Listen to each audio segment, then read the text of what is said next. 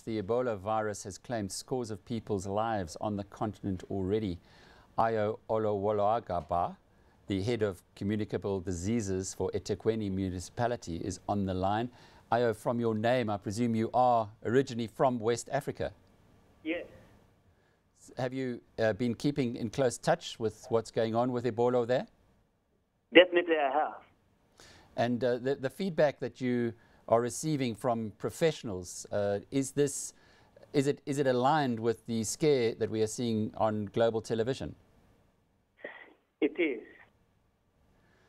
Dr. Ayo, we've had a discussion with South African Airways, and they say they're taking no particular precautions about the Ebola virus coming to South Africa.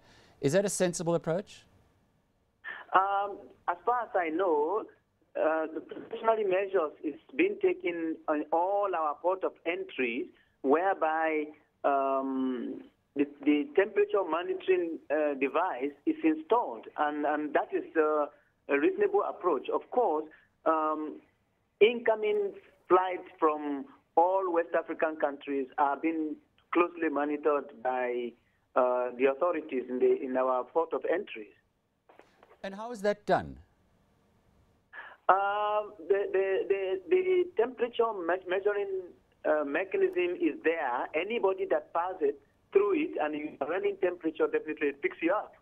And then they would isolate you, and health officials are at the port of entry, and they will be able to examine you, interview you, and put you on quarantine if necessary. Is it foolproof? So that's the best that we can do for now, to detect people that are actively sick or showing symptoms of viral hemorrhagic fever, including Ebola. And what are the symptoms? The symptoms are flu-like symptoms. Headache, tiredness, sweating, diarrhea, vomiting, and rise in temperature. It's pretty similar to flu. Just tell us a little more, if you would, about the Ebola virus's ability to be combated. You see, where there's been an outbreak or you have a person that is sick, you've got to be in very close contact with that person to be infected. Either you touch the sweat or any body fluid, and that eventually gets into your own body.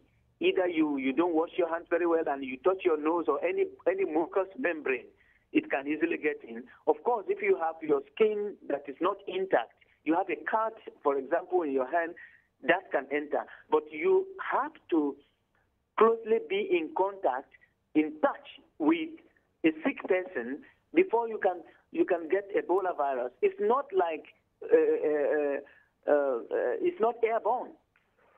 But what about if you happen to be sitting next to someone who sneezes? You don't know they have the virus. Would that be sufficient to pass it on? But of course, that's the possibility, a rare possibility. We also saw in the from the wire services from AFP that one of the doctors who's been treating an Ebola patient has contracted the virus. What might he have done wrong for that to have happened? It's breakage in infection control procedures, most likely. You see, if you have very strict infection control procedure by anybody that is dealing with a sick person, whether it's a healthcare worker or their relative, you're not going to have it. But of course, a breakage in infection prevention procedure can definitely give any close contact, including healthcare workers. Dr. Ayo, the last Ebola breakout, there was no problems in South Africa that we know of anyway. Are you confident that there's enough precautions that have been taken to ensure that we also are not exposed to this? We have been assured by National Institute for Communicable Disease and National Department of Health, every possible precautionary measures is being taken to make sure that our borders is secured, and anybody that is suspicious is taken care of appropriately. We are all on very high alert, and we are taking no chances.